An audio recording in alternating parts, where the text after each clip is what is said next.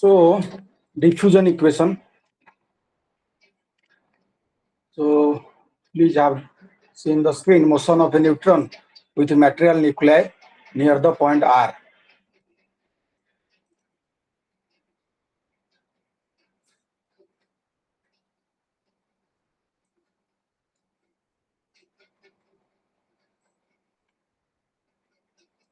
So till now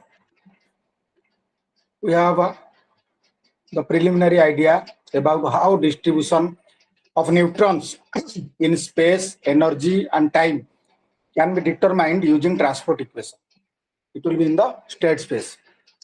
It is a complex but an exact equation governing migration of neutrons. And the transport equation is also known as Boltzmann equation, and it is an intero-differential equation where there is your integration term as well as differentiation term. And under certain conditions, this equation can be simplified considerably and treated in the straightforward way for obtaining numerical solutions.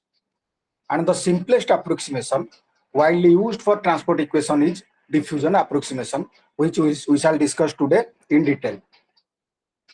The transport equation in this approximation is called diffusion equation. The diffusion equation deals with angle integrated neutron flux and is easier to solve.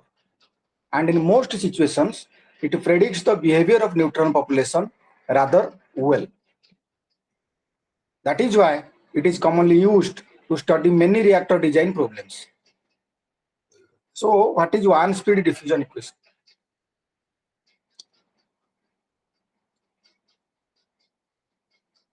Consider an arbitrary volume V of a material medium in which monoenergetic neutrons, commonly referred as one-speed neutrons, are present. So to arrive at one-speed steady-state diffusion equation, you have to combine the Fick's law with the conservation equation for neutrons of one speed to derive a useful form of the diffusion equation. And before deriving the equation, you have to consider the condition of continuity, Fick's law of diffusion in the context of neutron scattering within a material medium. And in this case, conservation of one speed neutrons, you will see with a medium nuclei that is either scattered or absorbed, the neutrons will interact, and some neutrons may escape from the volume V and some other may enter it. So the escape neutron process is called leakage, and the neutron sources are present within the volume, and additional neutrons may appear from these sources. And at any time, the neutrons within this volume satisfy the condition of continuity. This means that the time rate of change of total number of neutrons in the volume V must be equal to the rate at which neutrons are produced within that volume V minus the rate at which they are either absorbed or escaped. So what is the formula?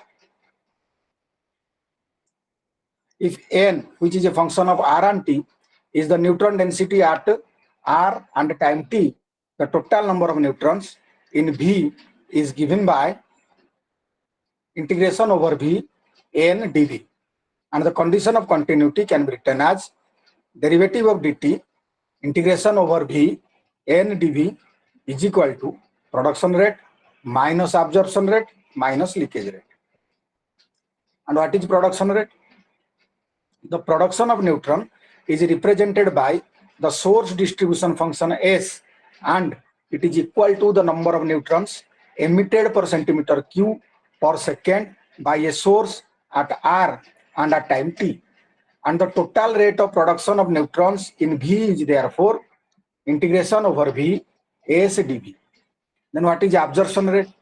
The rate of absorption of neutrons in volume V can be written in terms of neutron flux, and absorption rate can be written as integration over V your sigma A phi dV, where sigma A is the space dependent absorption cross section, and it signifies net loss of neutrons and will be mathematically accounted for by putting a negative sign.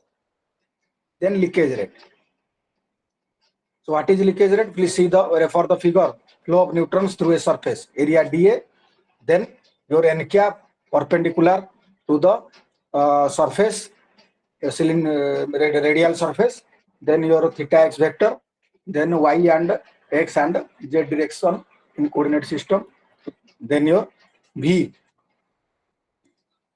The leakage of neutrons from volume element V can be expressed in terms of the neutron current density vector J, and we recall that J vector n cap gives the net rate of flow of neutrons at R through a unit area normal to n cap as shown in the figure. If n cap is a unit normal pointing outward from the surface A bounding V, then J vector dot n cap dA will give you the net rate of flow of neutrons outward through dA, and the total rate at which neutrons leak from the entire surface can be given by integration over A J vector dot n cap vector dA.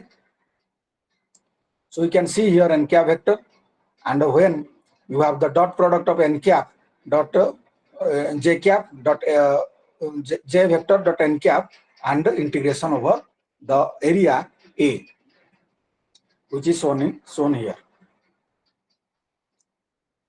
So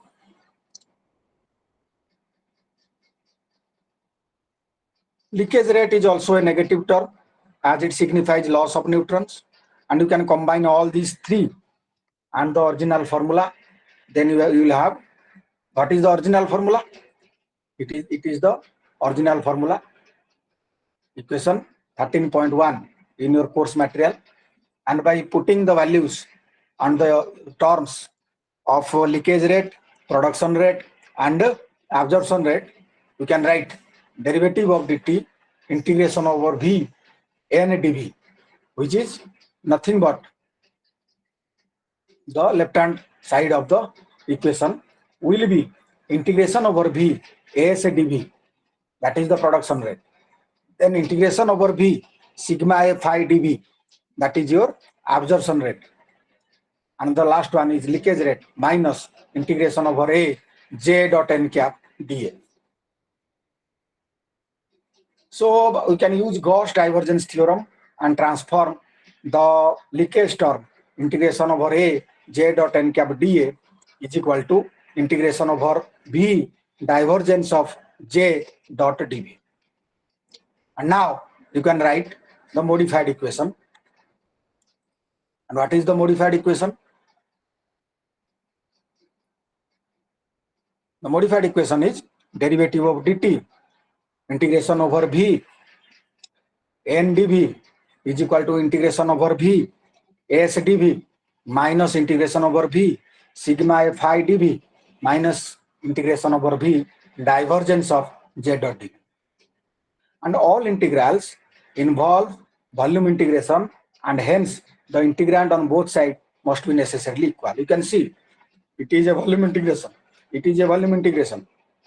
It is a volume integration, and we used Gauss divergence theorem to make this term a volume integration term.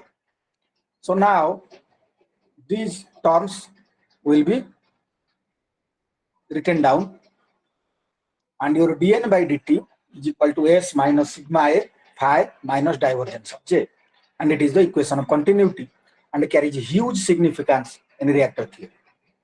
When the flux, current and sources are all independent of time, the term on the left hand side will drop and the system is said to be in a steady state.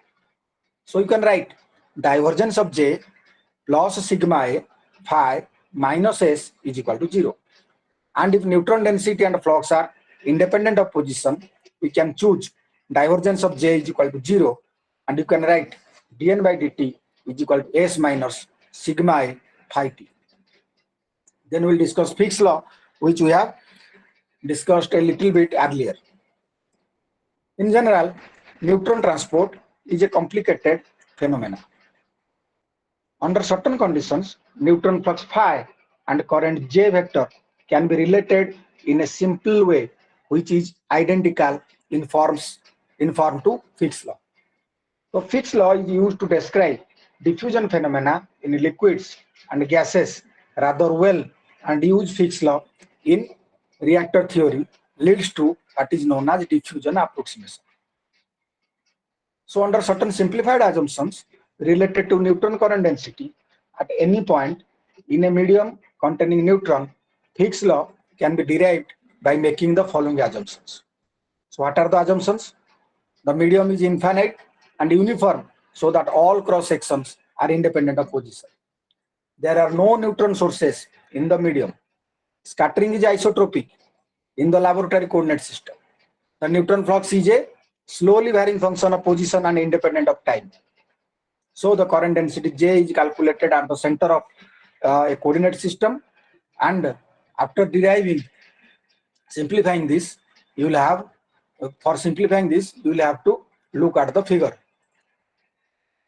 Schematic diagram for deriving Fick's law. So this is phi, this is theta, this is r vector, dA. So it is in spherical polar coordinate system. So by solving it, you will get in spherical polar coordinate system your x is equal to r sin theta cos phi, y is equal to r sin phi, z is equal to r cos theta, and you will solve it, and you will get your z, jx and jy, and your j will be I jx plus jy plus k cap jz. So j is equal to minus sigma s by 3 sigma t square grad phi, and it is the Fick's law, which states that the current density vector is proportional to the negative gradient of flux. The proportionality constant is called the diffusion coefficient and is denoted by the symbol capital D. So Fick's law can be expressed as j vector is equal to minus d grad phi, and your d will be sigma s divided by 3 sigma t square. Now from Fick's law, you have a relation between the neutron flux and neutron current.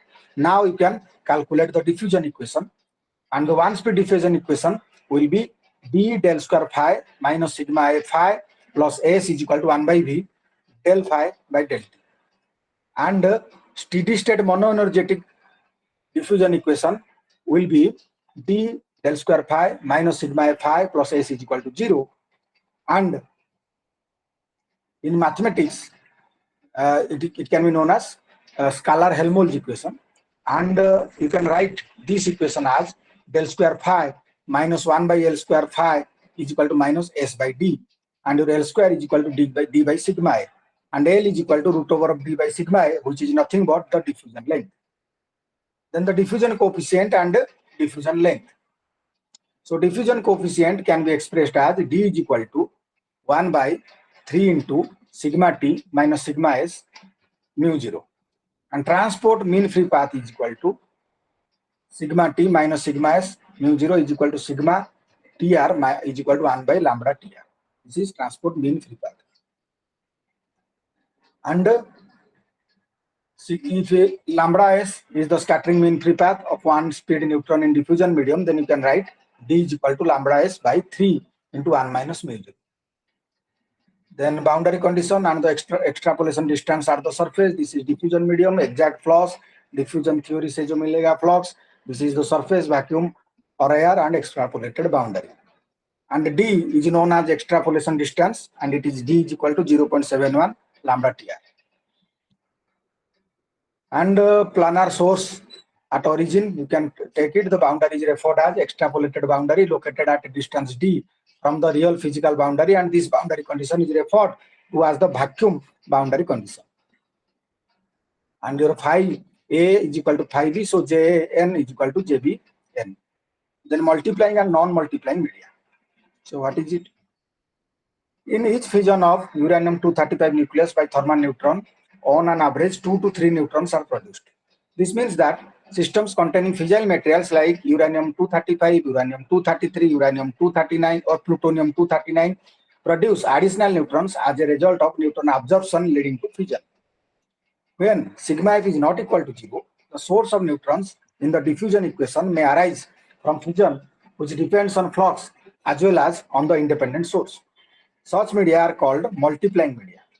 On the other hand, because of large proportion of uranium-238 in a natural uranium which absorbs thermal neutrons and does not necessarily undergo fission except by high energy neutrons, the fission cross section for these fissile materials at low energies is essentially zero. So you can write sigma F is equal to 0. And media containing only fertile materials like uranium-238 or thorium-232, but no fissile materials behave as non-multiplying media.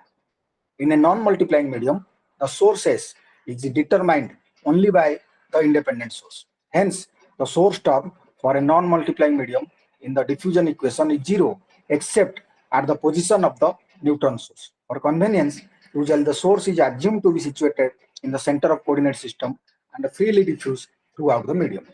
So one-speed neutron diffusion equation in a non-multiplying homogeneous infinite media assembly. And your point source of neutron in an infinite homogeneous non-multiplying medium is isotropically emitting S0 neutrons per unit. So if you will take the point as the origin of coordinate system, the point source can be represented as S0 delta. The delta is the Dirac delta function. So your del square phi minus 1 by L square phi is equal to S0 delta by D. And for region of space defined by r greater than 0, the steady state diffusion equation in a non-multiplying medium takes homogeneous form as the source term drop out. So del square phi minus 1 by L square phi is equal to 0. And this equation is applicable everywhere in the medium except at the source.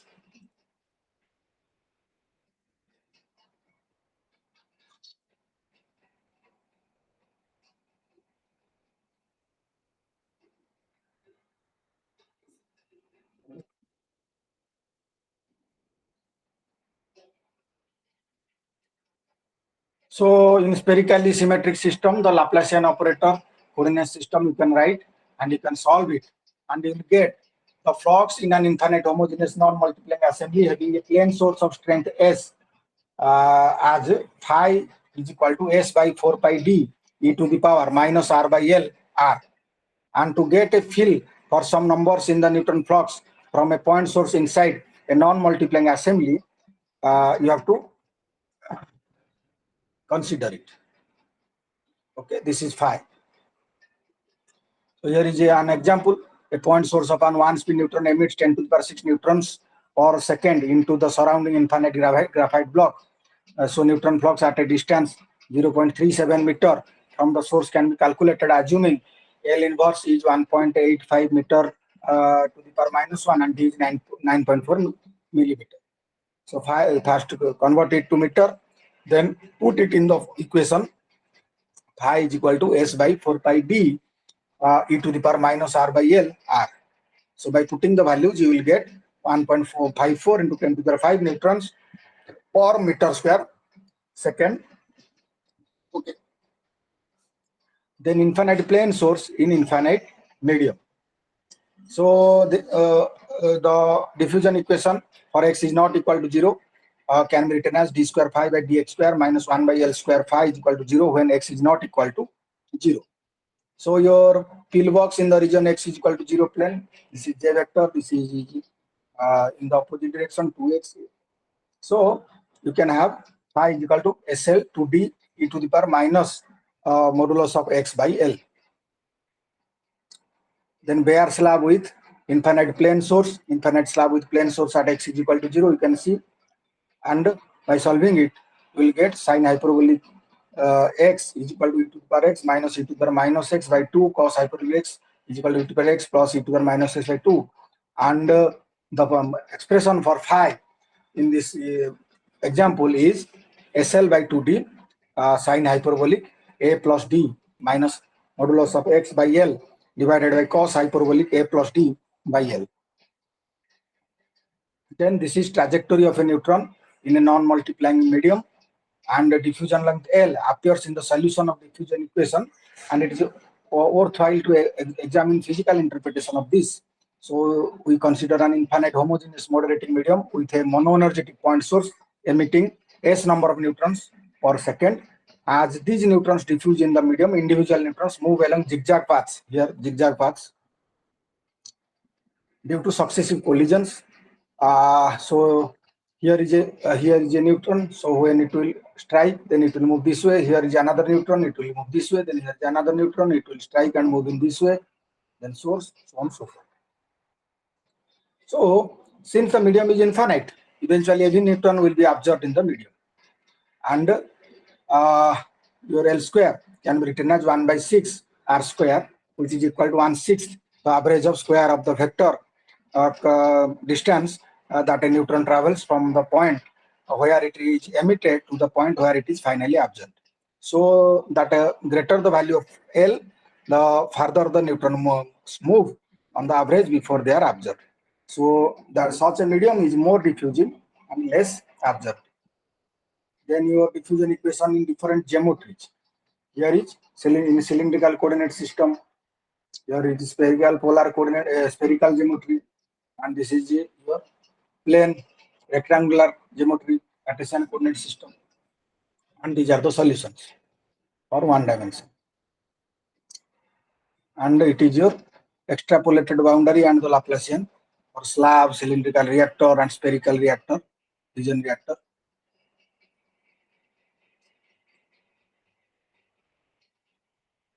Then next is one region infinite slab. Neutron flux in a finite slab from an infinite plane source x is equal to a bar minus a bar. So at x is equal to minus a bar, this is x is equal to 0, this is x is equal to a bar, this is source plane, this is phi x actual boundary, extrapolated boundary, this is infinite medium source, and this is finite slab solution, this is infinite medium solution. So del square phi by d square phi by dx square minus 1 by L square phi is equal to 0. You can solve it and you will arrive at the expression phi is equal to s by 2kd sine hyperbolic a dash minus x dash by cos hyperbolic a dash. And if you will plot phi by s as a function of x dash, you will get it. Okay, this is a by L is equal to 1, this is for a by L is equal to 2, this is a by L is equal to 3, this is a by L is equal to infinite. Okay, so from this plot, what you have? What you have learned? It is a for graphite. For graphite, we note that for slabs with x dash greater than 3, the neutron flux is not much different from that in an infinite slab, except close to free boundary. The drop in neutron flux near the boundary increases with increase in slab thickness. This is because of enhanced leakage from the system. Moreover, rapid fall in the flux is observed for slabs of lesser thickness, which shows that for A by L less than 1, there is a huge loss of neutrons from the system. It may be noted here that thickness in terms of diffusion length is an important property in determining the distribution of neutron flux at a distance from a plane source. Okay, then sphere for spherical assembly, for cylindrical assembly, this is the expression for phi. Then two region assembly, neutron flux in a simple two region assembly. And your A1, A2 will be derived from this, the d square phi 1 dx square minus k1 square phi 1 is equal to 0 when x is greater than 0 in medium 1. For x, 0 is smaller than x smaller than a. Okay. Then derivation of two group diffusion equation. So two group modes. In two group modes, all neutrons are divided into two groups. One group represents fast neutrons, and the other group signifies thermal neutron. Suppose that the fast group consists of neutrons energy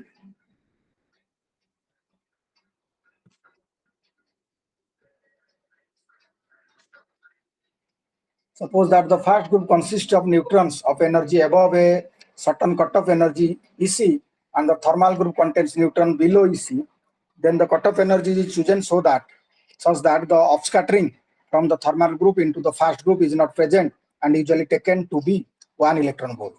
To derive two group equation for a critical homogeneous reactor, you can write homogeneous energy dependent diffusion equation and splitting the scattering terms into two parts. So for a mathematical case, you can ignore the presence of delayed neutrons, and the steady state we take this form, where E0 is the upper energy, 10 mega electron volt. Then you can solve it by taking phi 1, phi 2, xi 1, xi p, and you will have G12, that is the average diffusion coefficient for thermal group will be 1 by phi 1 integration from 0 to EC d integration from EC to E0 sigma s E dash to E phi d dash. And slowing down can be explained from this. Then Bayer reactor, for Bayer reactor, this is the two group diffusion equation and two group critical condition for a Bayer homogeneous reactor. From this matrix you can calculate by deriving it.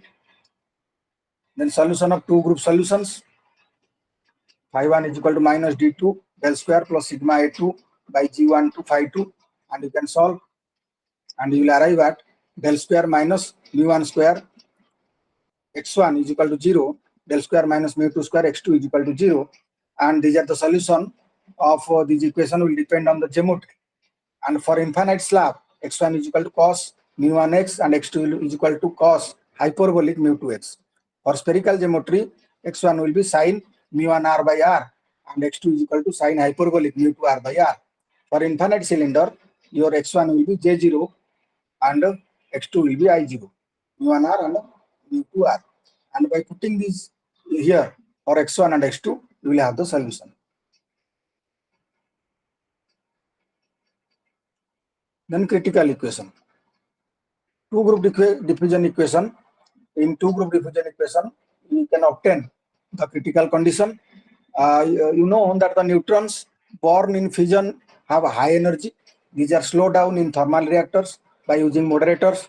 And if you plot Fermi age model of slowing down of neutron from mega electron volt to the thermal range, that is around some few electron volt. So you can have plots of one group, two group, and multi group and Fermi age diffusion methods for the critical equation and slowing down neutrons here. Fermi age, this one, then your multi group. ln E versus T. So in one group diffusion equation, all neutrons have same energy. In two group diffusion equation, neutrons are either fast or thermal, where energy changes occur at one collision, or allowance is made for the resonance absorption of neutrons. And this approximation is applicable to thermal reactors. You can modify the one group diffusion equation by slowing down fast neutrons into thermal energy range. And Fermi age diffusion method employs the continuous slowing down model of Fermi age diffusion method.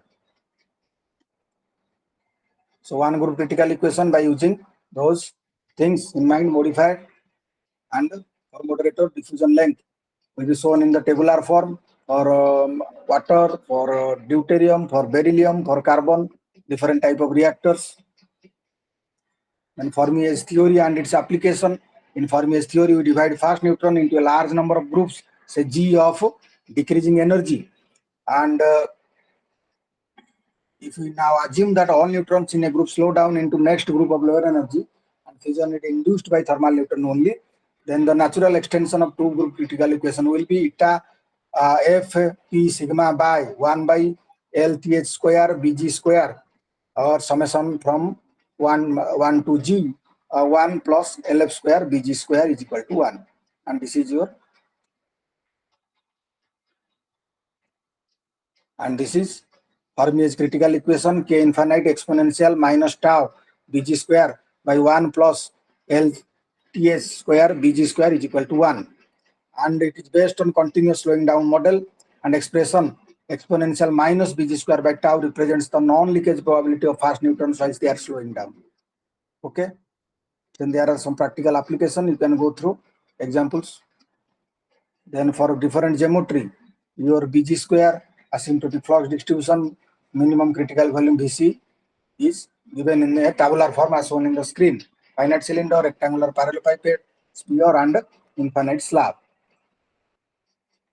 And properties of critical system with and without a reflector. You can see comparison of neutron flux distribution in a reactor with or without a reflector.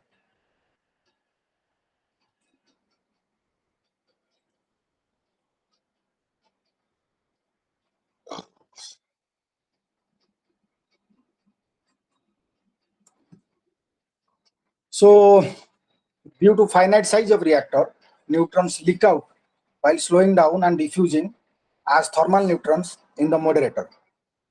and these neutrons are lost from the system in due course of time. The purpose of reflector is to scatter leaking neutron back into the core, and this design feature reduces the leakage and hence critical size of the reactor and critical mass of fissile material, apart from the cost of the system and increasing safety of public from leaking radiations. It increases the average power output, which is proportional to the average thermal neutron flux. And the properties of reflector are determined by leaking neutrons, which are epithermal. These neutrons are returned back to the core as thermalized neutrons. And the reflector is therefore expected to have properties similar to the moderator. That is high sigma s, low sigma a, and low L. Then you can consider the figure. Neutron flux distribution in reactor with or without a reflector. The reactor reflected and thermal neutron flux phi in the y direction. So steady state one group diffusion equation for the core can be written as d del square phi minus sigma a phi plus k infinite sigma a phi is equal to 0. Or you can write del square phi plus b square phi is equal to 0, where b square is equal to k infinite minus 1 by L square. And in modified one group model for thermal reactor, this reaction modifies to b square is equal to k infinite minus 1. Then the corresponding steady state equation can be written and you can solve it. And when you will solve it, you will arrive at the result depending upon the geometry. For inclined plane slab, this is the reflector geometry. For sphere, you can see here. For by using these conceptual things, you can have T is greater than LR, then delta or thick reflector will be nearly equal to D by dr LR, and when T is very smaller than LR, delta will be very nearly equal to D by dr T, and your LR square is equal to dr by sigma R. So one group theory, reduction in critical size of infinite flame slab reactor as function of reflector thickness. This is infinitely thick reflector and del T, and this is your HT. Okay. So here are some examples and worked out problems. We can go through it.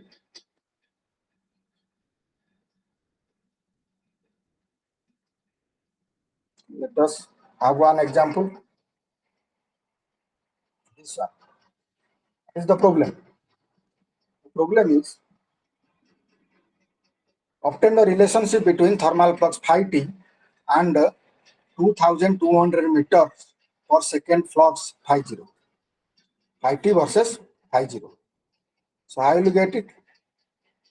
So phi T can be written as 2 by root over pi n mu T.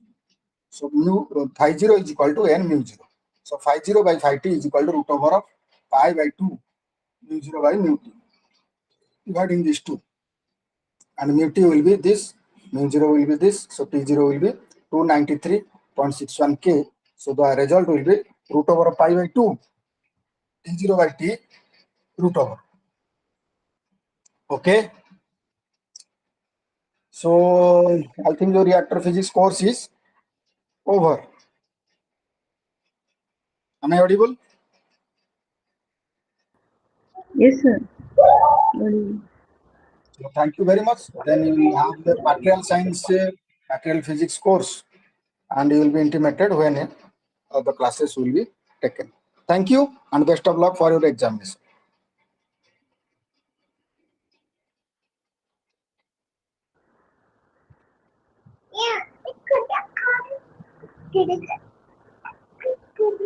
Hmm.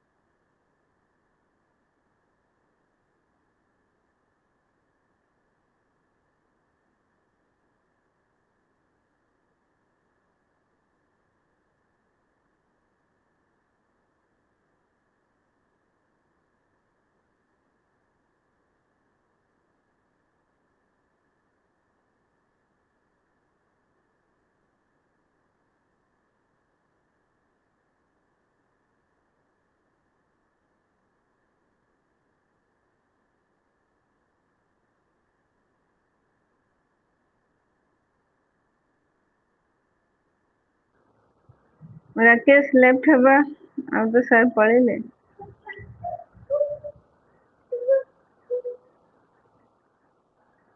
ଅଛନ୍ତି କଣ?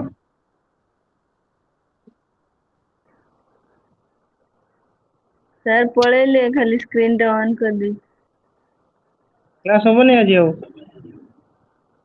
ଆଉ ସବୁଦିନ ତ ଏମିତି କହୁଛନ୍ତି, କାଲି ବି ଏମିତି 7:30 ବନ୍ଦ କରି ଖାଲି ସରିଲା ପରା କହିଲେ। ଓହୋ ହଉ ହଉ। ସାର୍ ତ ଖାଲି ବୁକ୍ସ ଟାକୁ କରିଦଉଛନ୍ତି।